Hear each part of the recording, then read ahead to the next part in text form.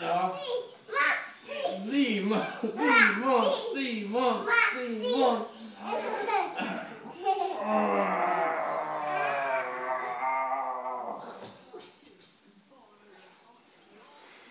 Vitto.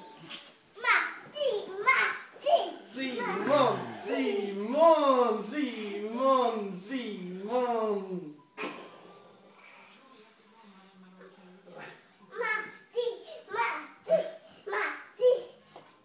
Nej, det här blir inte tjatigt.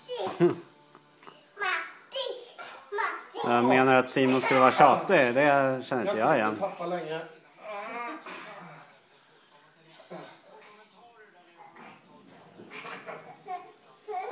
Ramlade vi, Simon?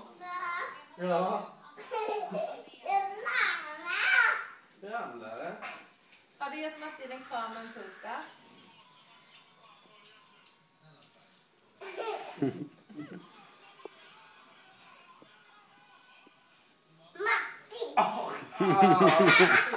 Det flintar med Simon.